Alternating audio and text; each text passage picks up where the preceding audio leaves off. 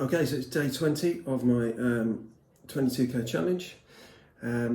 Today's topic is dealing with amber traffic lights. So what I'd like to say is get my favourite book out again. Red light obviously means stop and wait behind the line on the carriageway. Red and amber also means stop. Do not pass or start until green shows. So what red and amber means is get ready to go, okay? Green means you may go on if the way is clear. Take special care if you intend to turn left or right and give way to pedestrians who are crossing.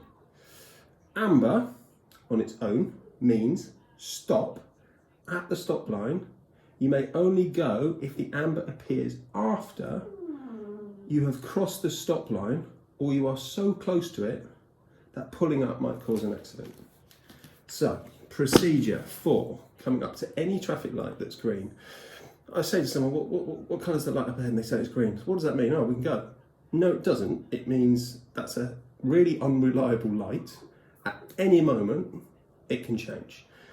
The longer it's been green, the more likely it's to change. So what it's in the highway code there is, you need to be able to stop if it's safe to stop.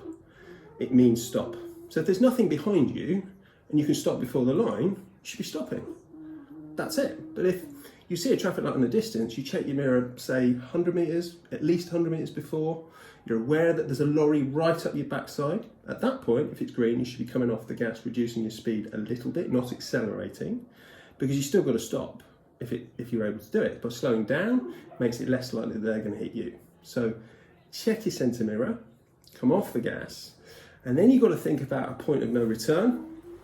A point of no return is basically where you are going to find that there is, let's say, an imaginary line on the floor, and you've got to pretend in your head, almost say out loud, I can stop, okay, I can't stop. Then you don't hesitate. It's a bit easy to do. Now that point of no return, if it's wet and you're going faster, it's further back from the stop line.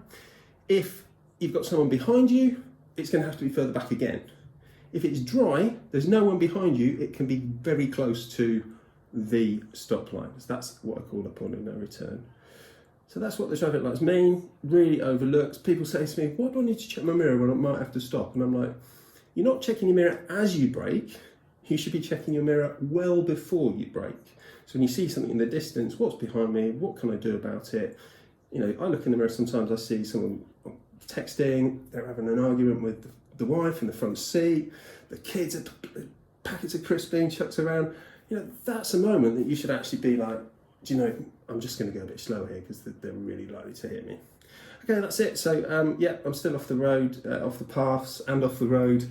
Had physio yesterday, decided that I was just going to have a rest day. I've been given a bit of a ticking off. I've got either tendonitis or shin splints, same treatment. I need to rest, I need to ice it, I've got some stretches to do. Cross trainer's absolutely fine, but she has warned me that I should take a rest.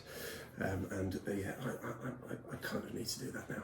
Anyway, I'm shouting out Joe for his 365 days of action challenge. He's doing amazingly. He's done 38 kilometres today.